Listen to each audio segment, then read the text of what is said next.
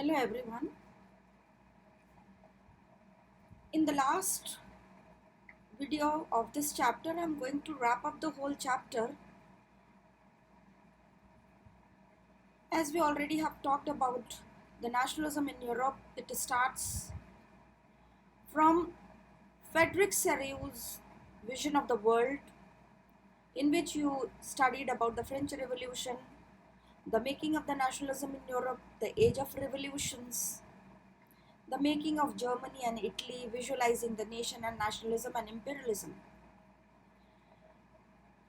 At the very outset, different nations, those who got unified, those who have got a common identity, and that made them a nation under one flag, one allegory, one recognition, and one national anthem.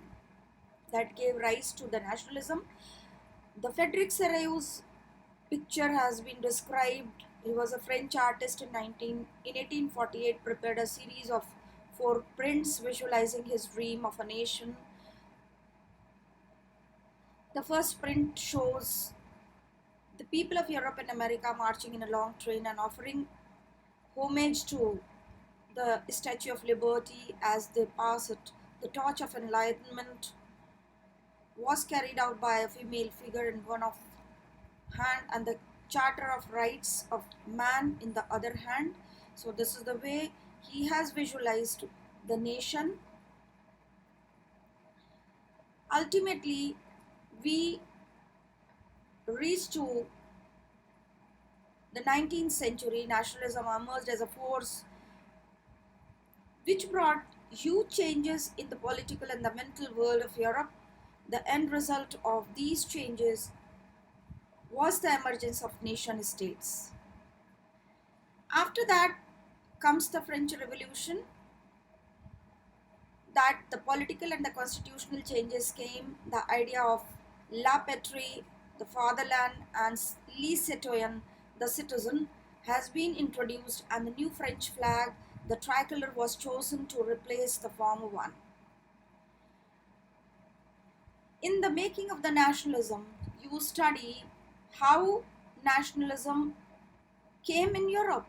Germany, Italy, Switzerland were the countries, those who were divided into small kingdoms, duchies, and the cantons, whose rulers had their autonomous territories, were united. The aristocracy and the new middle class emerged, and due to that, there was a lot of change in the political and the social scenario. The majority of the population was made up of the peasantry. Industrialization began in England in the second half of the 18th century. New social groups came into being, a working class population, the middle classes, made up of the industrialists, businessmen, and the professionals. So, what did liberal nationalism stand for here? That has been described. The term liberalism derives from the Latin root liber, meaning free. The right to vote and to elect was granted exclusively to property owning men. Men without property and all women were excluded from the political rights. In 1834, a custom union or Zollverein was formed at the initiative of Prussia and joined by most of the German states. The union abolished tariff barriers and reduced the number of the currencies from over 30 to 2. A new conservatism came in 1815. So, this is the way how the French Revolution brought a lot of change in the national scenario, and that initiated the making of nationalism in Europe.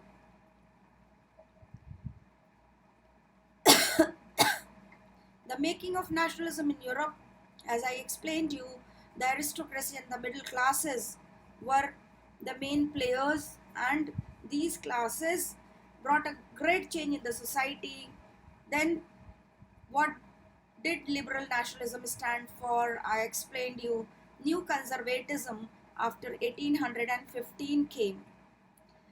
According to the new conservatism, in 1815, European governments were driven by a spirit of conservatism. Conservatives believed in monarchy, the church, social hierarchies, property, and that the family should be preserved. A modern army and efficient bureaucracy, a dynamic economy, and abolition of the feudalism and serfdom could strengthen the aristocracy.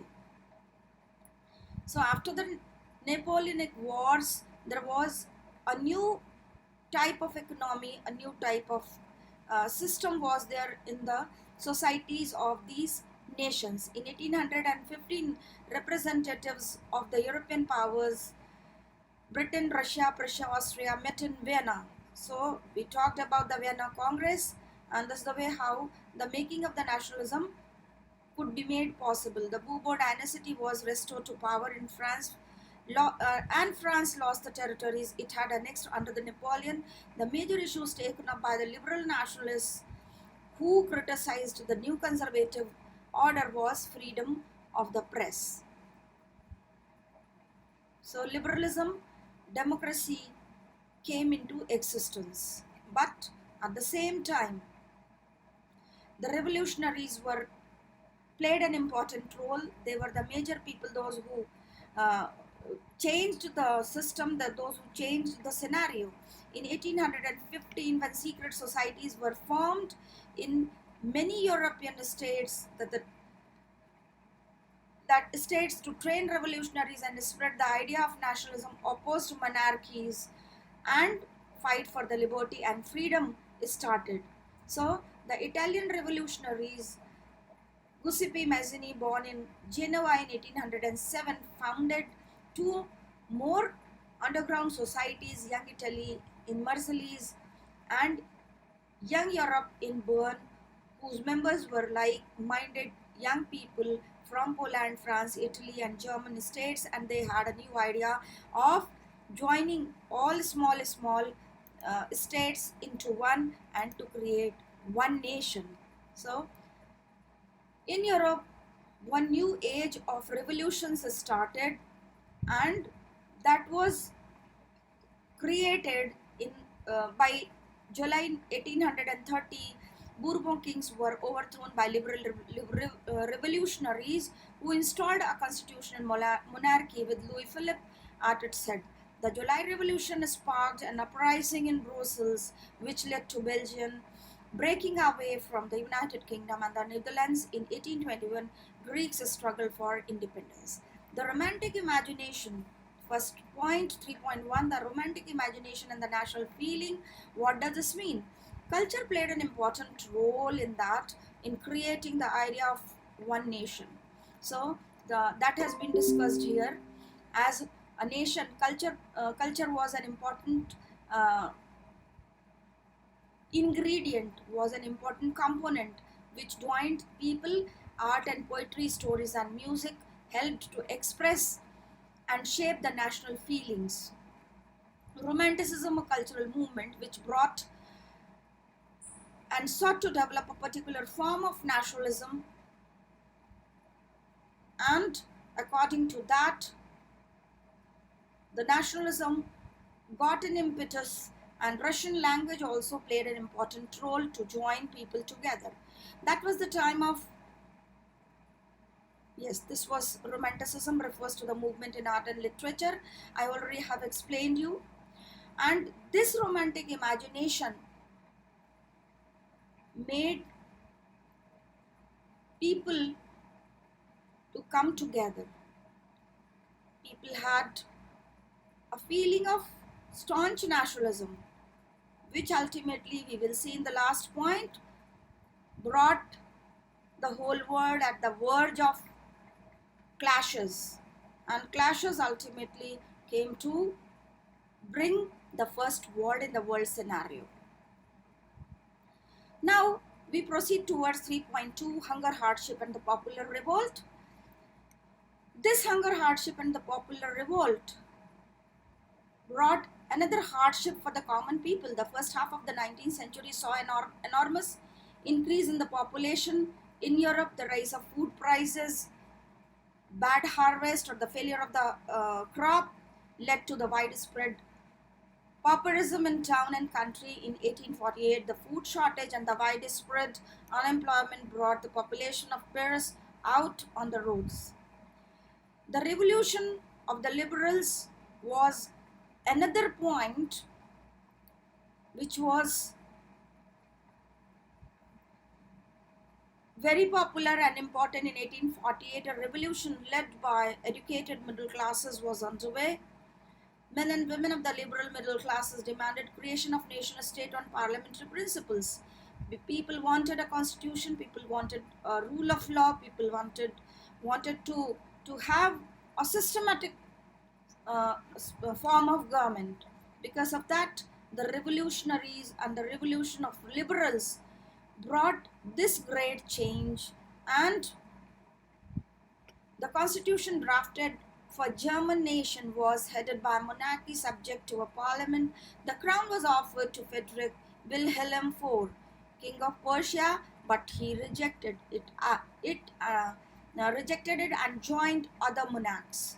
Why? Because he was a monarch, so he did not listen to the words of the liberals, and this was a point where the question arise for the unification of Germany, right?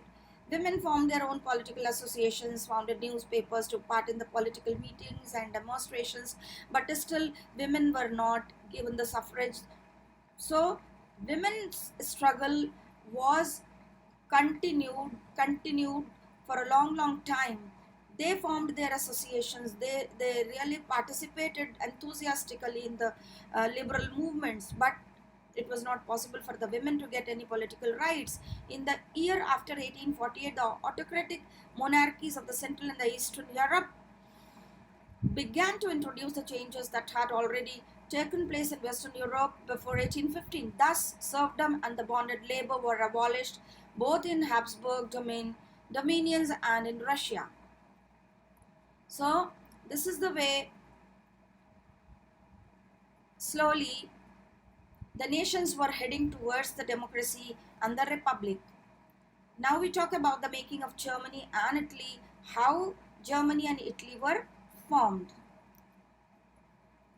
Nationalism in Europe moved away after 1848 when Germany and Italy came to be unified as nation states. As I said, that Wilhelm IV refused to take up, and he was with the monarchs, so that paved a path for the unification of Germany. The architect of this process was its chief minister Otto von Bismarck, carried out with the help of the Prussian army and bureaucracy. In January 1871, the Prussian King William I was proclaimed German Emperor.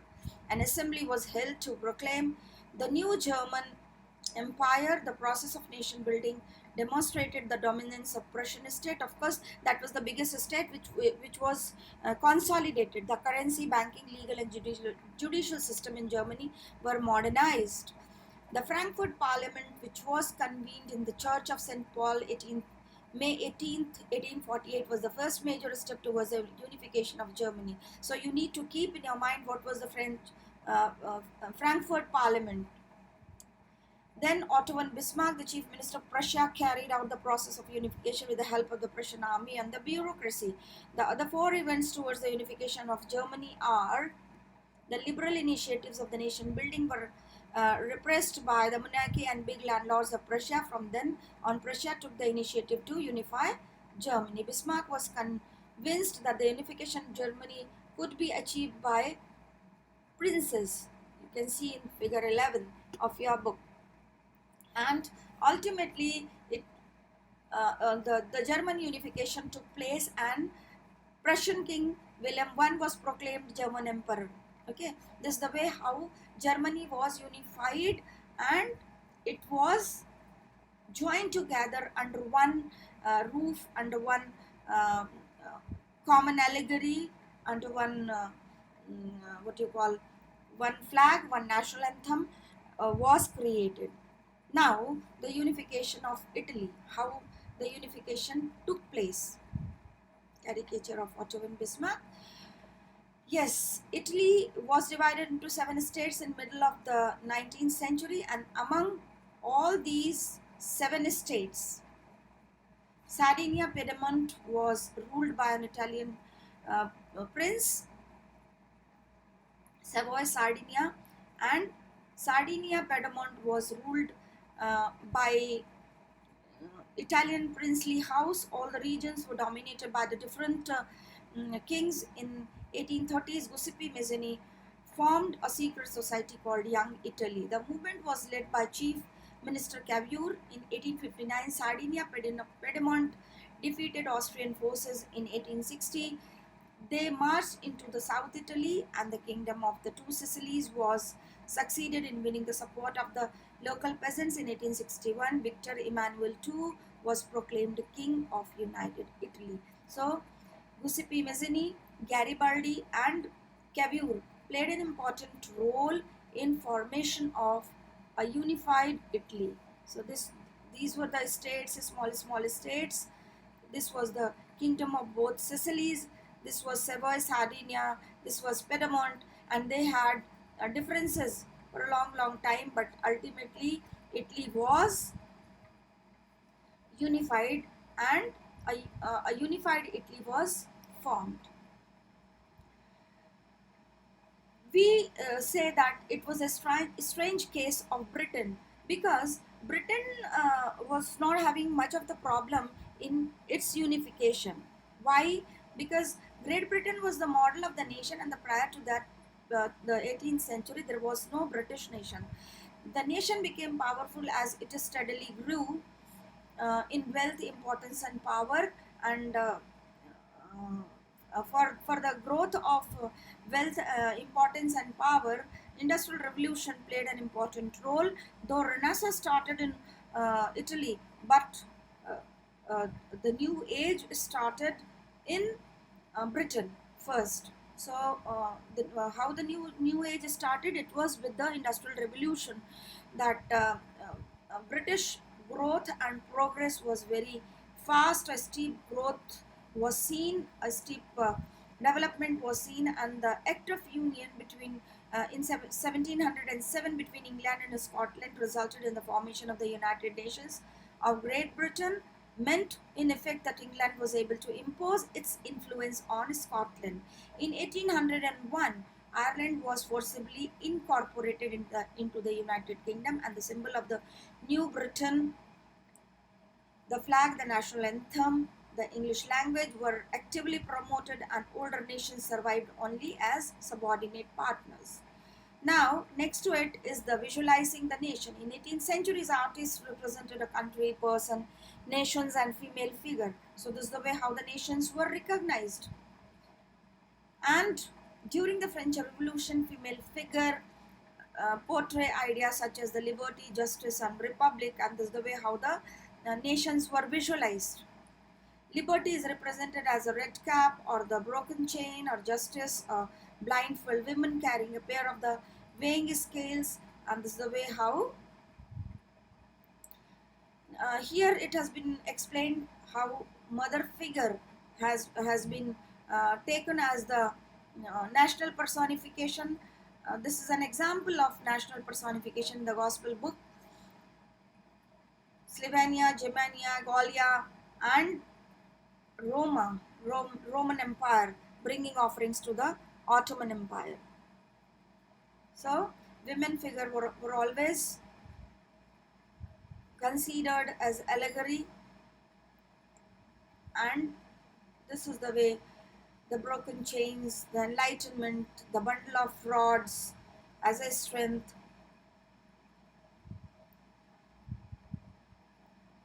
These were the fallen Germany.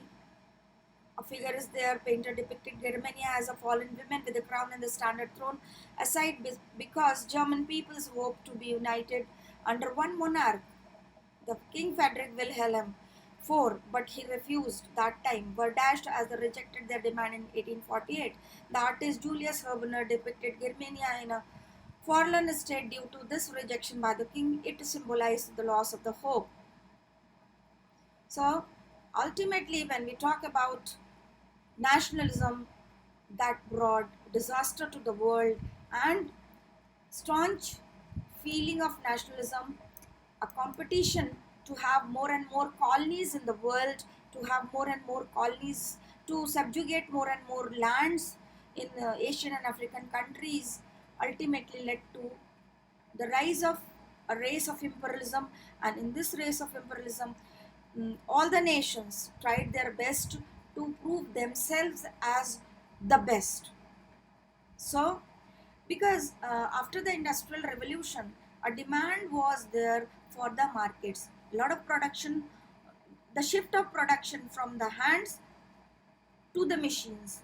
Now the machines were producing more and more, but they had to find out the markets, because production is consumed by the consumers. So wherever there was more population, the markets were there only. Asian and African countries were overpopulated. A lot of population was there. So the machines which produced was consumed in Asian and African countries. Because of that, they look forward towards the markets, and ultimately the colonies converted into the imperial estates. Slowly, most of the Asian and African countries were subjugated by most of the European powers, and there was a lot of conflict between these powers.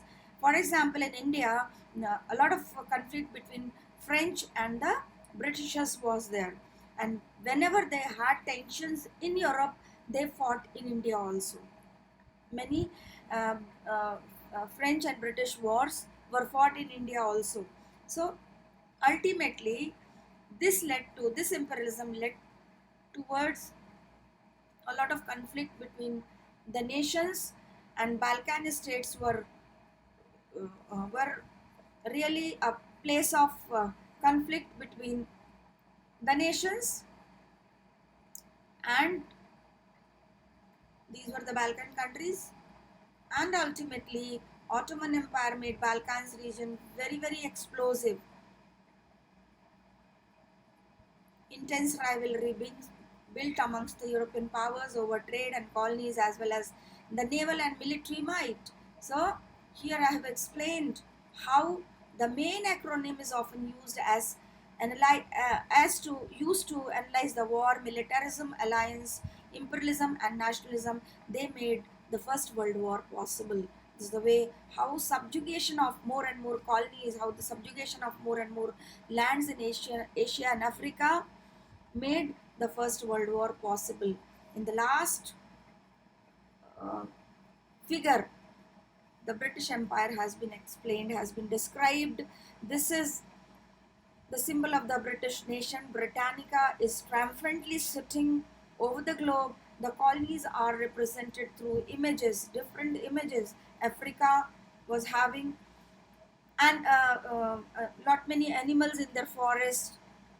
Tiger was there, elephants, yes, elephants were there, and many more things, many more resources, and and uh, they controlled the resources, the natural resources of these countries. And ultimately this domination uh, of different countries, different European powers, was one of the cause of rivalry amongst the nations. And British domination was so that it was said that the sun of the British empire never sets. When this side of the globe was night, this side of the globe was day. So this is the way how the British Empire had its glory, has its national pride, and this national pride and the glory, a sense of uh, staunch nationalism, brought the world at the verge of the First World War, and ultimately the First World War started in 1914. This figure is also representing that all these nations are grabbing different colonies and putting them in their bags. This is the way how the World War started, and the rise of nationalism became a disaster for the human race. Thank you very much.